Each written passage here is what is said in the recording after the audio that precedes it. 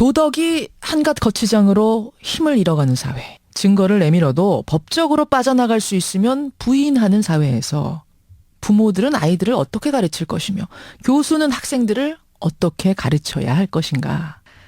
예, 이화여대 김혜숙 교수가 교수신문에 기고한 이 글이 잔잔한 파장을 일으키고 있습니다. 사실 이화여대는 올해를 관통했던 최순실 국정농단 사건의 시발점이었다 해도 과언이 아니죠. 학생들이 학교 측의 일방적인 미래라이프 단과대학 신설에 반대하면서 시작된 시위가 결국은 최순실의 딸 정유라 이대 입학 특혜에 대한 의혹으로까지 번졌던 건데요.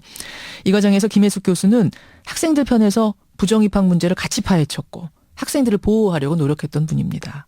특히 지난 청문회장에서 학생들이 경찰에 의해 끌려가는 동영상을 보면서 눈물을 흘렸던 것이 많은 사람들의 인상에 남아있죠.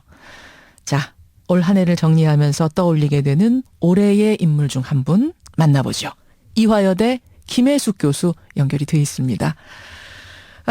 교수님 안녕하세요. 네, 안녕하세요. 한 해를 닫는 기분이 여느 때하고는 많이 다르실 것 같아요.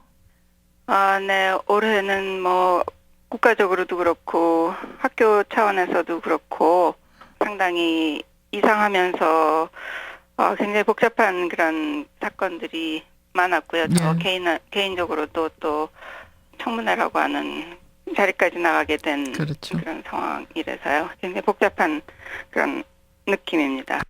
사실은 얼마 전 4차 청문회에서 크게 화제가 됐던 게 김혜숙 교수님이 눈물 흘리시는 장면이었어요. 그러니까 청문회에서 무장 경찰이 교내로 진입해서 농성 중인 그 학생들 끌고 가는 그 장면을 트는 일이 생겼지요. 그랬더니 교수님들이 뭐 여러 분 계셨습니다만 우리 김혜숙 교수께서는 보기가 힘드셨던 거예요. 고개 돌리고 눈물 흘리시는 거를 저도 인상 깊게 봤는데 그때는 어떤 심정이셨어요? 그 동영상을 보는 순간에 이제 그때가 좀 떠오르면서 이게 사실은 그 과거의 어떤 기억 때문이라기보다도 이게 연속적으로 지금까지도 학생들이 고통을 받고 있는 학생들이 꽤 있어요. 지금도 트라우마처럼? 예, 지금 저희가 그래서 학생 치유 프로그램을 운영하고 있습니다. 아직도 고통받고 있고 아직도 그 기억에서 헤어나지 못하는 이제 학생들 그리고 그게 갑자기 좀 떠올랐어요. 그래서 그랬던 것 같습니다. 그래서 뭐 우은 거는 아니고요. 글썽이셨어요. 예, 그래. 근데 그렇게 해서 이제 미래라이프 대학 사태는 정리가 되는 거라고 생각을 했습니다. 이대가 뭐 정상화가 되겠구나 했는데 바로 이어서 터진 게 정유라 사태. 근데 파고들면 들수록 이게 대학의 치부를 낱낱이 드러내는 그런 상황이 됐습니다. 예를 들어서 입시 때도 수상한 정황이 있었다. 학사 관리도 수상했다. 뭔가 미심쩍은 의혹들이 계속 나와요. 근데 신기하게도 연루된 분들은 말합니다. 법적으로 제도적으로는 문제가 없었다. 이 대답은 어떻게 받아들이셨어요? 우리 김혜숙 교수께서는. 우리 사회가 그 예전 같았으면 아마도 대학의 수장 정도 되는 사람들이라면 이 정도의 사회적 물의를 일으키고 이제 이렇게 됐을 때 그 도의적 책임이라든가 뭐 사회적 물의를 일으킨 데 대한 뭐나 이런 거에 대한 사죄나 이런 것들을 했으리라고 생각을 하는데 그런 이제 염치 문화가 사라지는 것 같아요. 염치 문화. 사실은 이제 그 얘기를 대학 교수들한테만 적용시킬 문제가 아니라 이번 청문회에 나온 정권의 유력 인사들, 뭐 재벌 총수들 다 모른다. 법적으로 문제 없다. 뭐 이렇게 딱 잡아떼면은 끝이었어요. 그렇죠. 그러니까는 이게 대학뿐만 아니라 사회 전반적으로 우리가 도덕이라고 하는 것이 정말 굉장히 우리 사회를 명분사회라고 하지 않습니까? 명분사회라고 하는 게 결국은 도덕적인 그 형식 이런 것들을 굉장히 중요시하는 사회다. 그리고 진짜 속으로 그렇게 믿지 않는다고 하더라도 겉으로라도 그런 척이라도 하면서 살았거든요. 맞아요. 부끄러움을 아는, 부끄러워할 줄 아는 사람들이었어요. 부끄러움을 우리는. 스스로 진짜 못 느껴도 부끄러운 척이라도 하는 사회였는데 맞아요. 저가 좀 놀랍다고 느낀 거는 우리가 그런 도덕적인 거칠애를 하지 않아도 용인이 되는 그런 사회로 이렇게 돼가는 적나라한 사회. 뭐 우리 다 알잖아 하는. 그래서 당신 아직도 그런 걸 믿고 있었습니까?라고 하는 그런 태도가 이게 만연해 가는 사회가 되는 것 같아서요. 그래서 우리가 어린아이들 기를 때도 자식한테 너 거짓말해라, 뭐, 누굴 속여서라도 너가 이득을 가져라, 이렇게는 못 했잖아요. 그건 아니죠. 그런 부모는 없었죠. 착한 사람이 되어라가 우리 어렸을 때부터 그냥 어른들한테 듣는 얘기고, 자식한테 그렇게 얘기를 하는데, 이걸 이제 애들도 다 빤하게 이제 이런 사회가 되는 속에서, 부모들이 이걸 어떻게, 그렇게 가르쳐서 자기 아이만 손해보는 그런 사회가 됐을 때, 이게 어떻게 가야 되는가, 이런 문제가 상당히 고민스럽게 다가오는 거죠. 이걸 어떻게 가르쳐야 되나. 그러니까 이렇게 최근에 기고를 하셨어요. 도덕이란 게 한갓 거치장으로도 힘을 잃어가는 사회. 방금 전에 말씀하신 그 부분이죠. 부끄러운 척이라도 하던 것이 이젠 사라진 사회. 사람들이 도의적인 책임을 느끼고 공직에서 물러나는 일이 희소해지는 사회.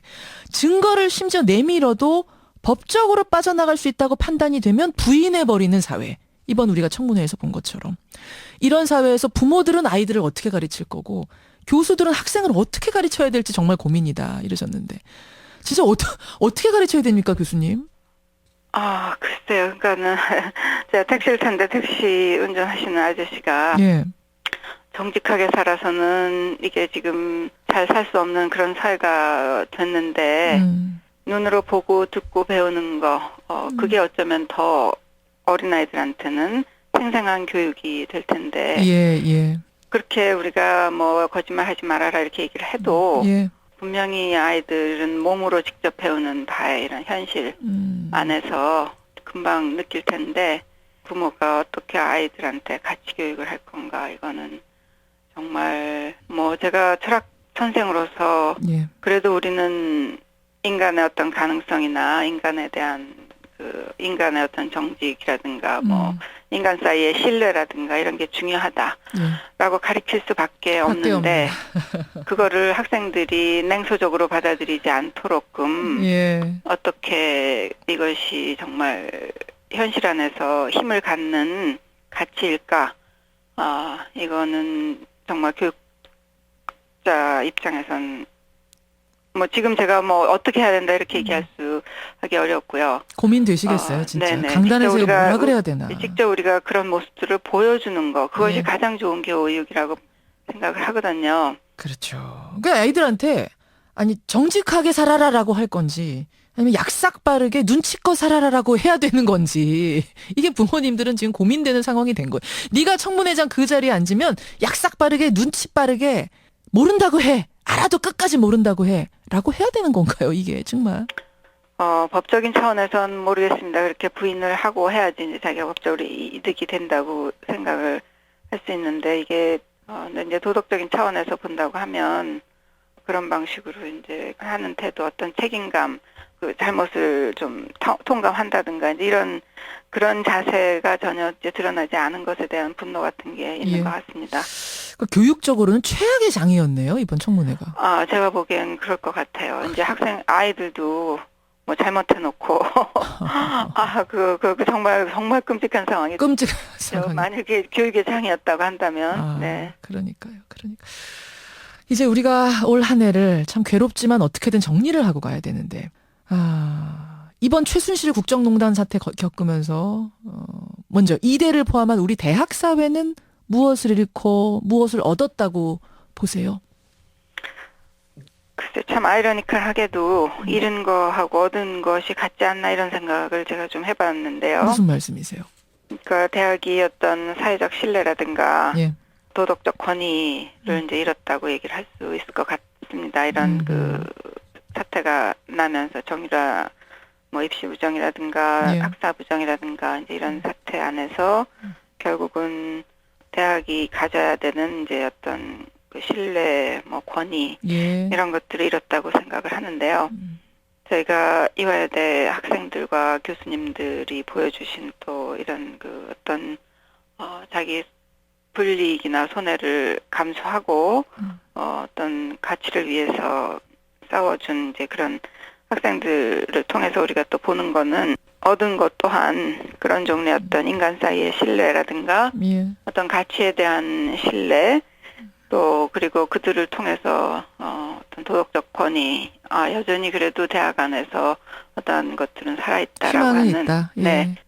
그런 거를 다시 또 얻은 것 같아요. 그래서 잃은 것과 얻은 것이 국가적 차원에서도 사실은 그 어떤 미래나 뭐 이런 여러 가지 이 상황에 대한 그런 희망을 아주 여지없이 무너뜨리면서 무력감에 빠지게 했다고 봅니다. 아니 이럴 수가 이 정도 이렇게 이 지경이었어. 이 지경이었나 뭐 이게 나라냐라고 하는 그 말이 보여주는 바처럼.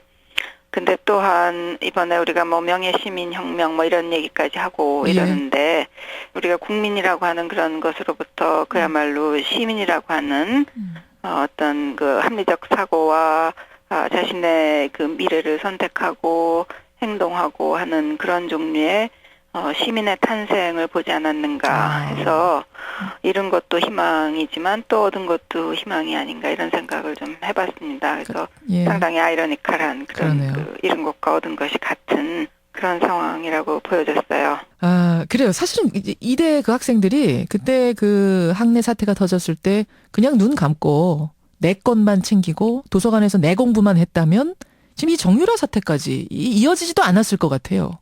그렇죠. 예. 그렇죠. 경찰에 진압 당해가면서 끝까지 투쟁했던 것이 그게 힘이 돼서 사실은 여기까지 하나하나가 다 밝혀진 게 아닌가. 그게 시발점이 됐다는 점에서는 또 한 번 대학사회에서 아이들에게서 희망을 본다는 그 말씀. 중요한 지점. 그렇죠. 학생들은 배운 대로 그 학생들이 처음에 써붙였던 그 대자보 같은데도 선생님께서 강의실에서 저희한테 이렇게 말씀해 주셨잖아요. 라고 하는 그런 말들이 기성세대인 저희 교수들한테도 상당히 이제 어떤 그 울림으로 다가왔던 거고요. 예, 그래요. 한 해 동안 고생 많았던 제자들한테, 우리 대학생들한테 한마디 하실 말씀 있을까요? 저는 요즘 학생들 너무 아픈 애들이 많아요. 아파요?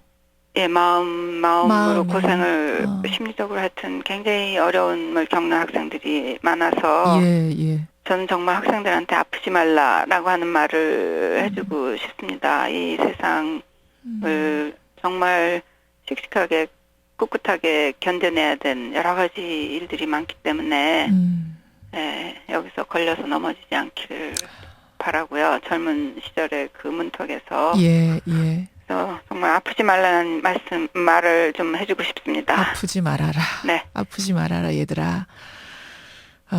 그래. 2017년이 이제 사흘이면 2017년 새해인데 새해 소망이 있으시다면 우리 사회에 거는 기대, 소망?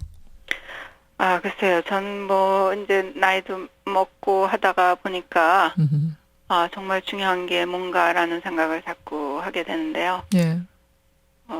평화라고 하는 말이 어렸을 때는 그냥 너무 상투적으로 다가와서 그랬는데 평화 아주 진부하고 아무것도 아닌 것 같지만 그게 또 굉장히 어려운 굉장한 경쟁 사회 안에서 사람을 자꾸 미워해야 되고 질투해야 되고 자기는 밑으로 밀려야 되는 이런 사회가 점점 심해지면서 이 평화로운 마음 갖는 게 너무 어려워지는 거가 되는 것 같아요. 그래서 그 안에서 병이 드는 인간들이고 또 우리도 뭐 핵 위험이니 뭐 해가지고 세상이 너무나 힘들어져 가니까 그런 그 평화라는 단어가 떠올랐어요, 제가. 물리적인 평화, 심적 평화, 이 세상이 평화롭기를.